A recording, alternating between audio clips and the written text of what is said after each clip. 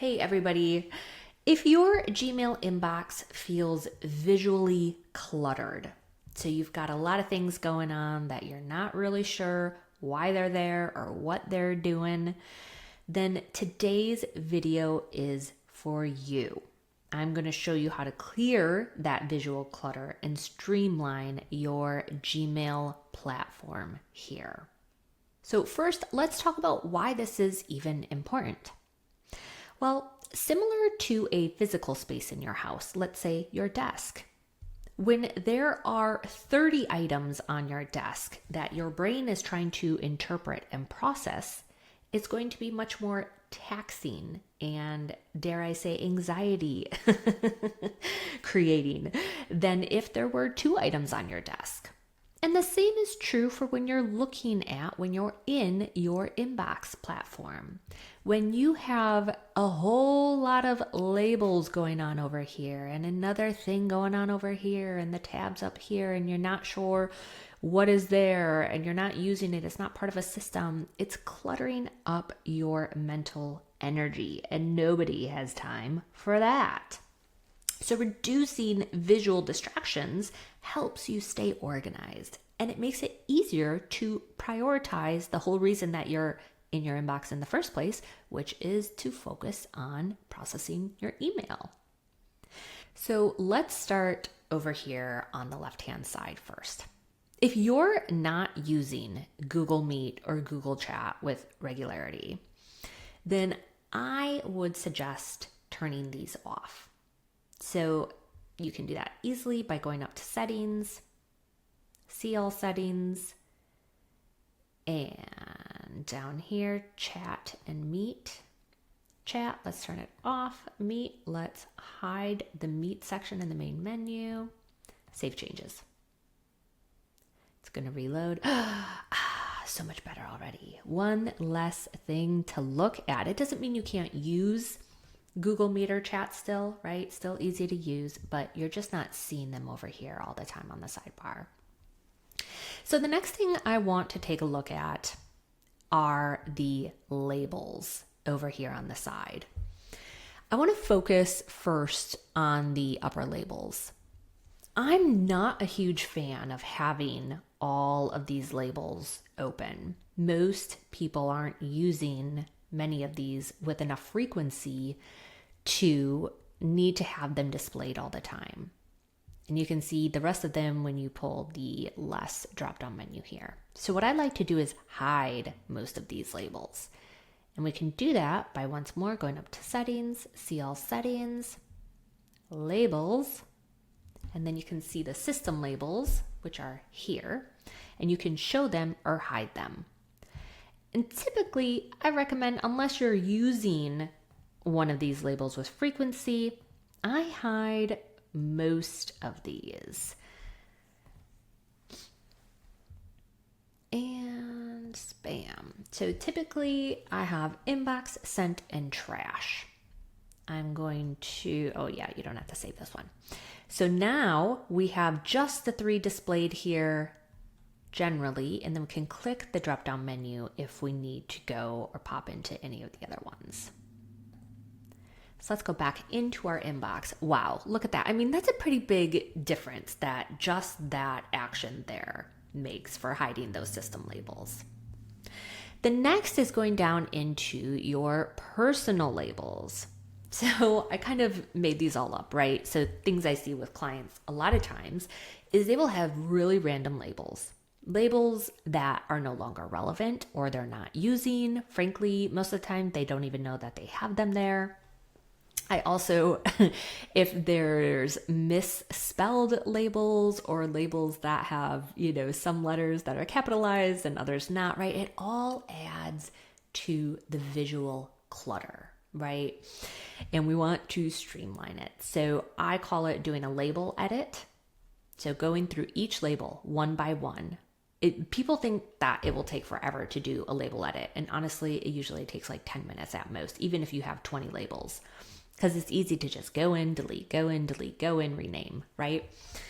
So we'll just do it really fast. So chili recipes, let's say we actually just need a recipes label.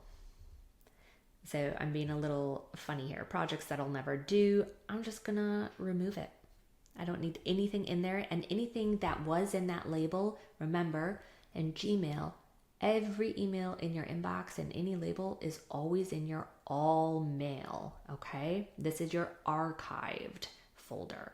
So everything's still there, even if you delete a label. Anything in that label is going to still be in your all mail, okay? So don't panic.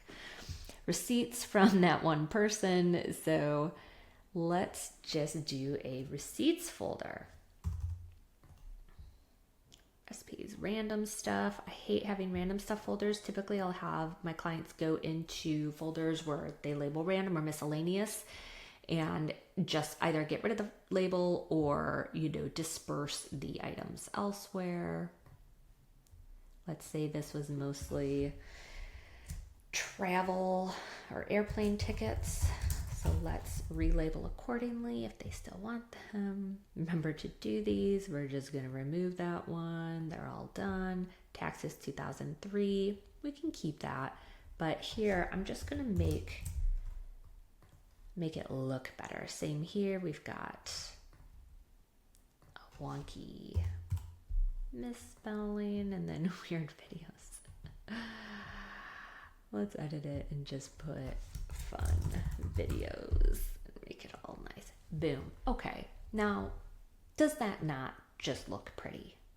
I'm just saying. Now we've got pretty labels here, pretty labels here. Oh, it just feels so much better.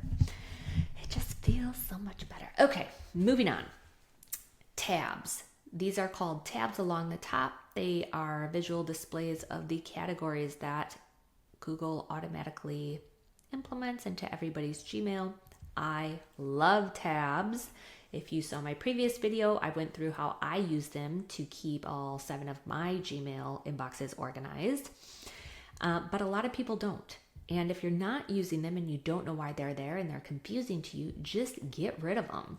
See all settings, inbox, turn them off, be done with them, clear the clutter, and know what's up in your inbox. Boom.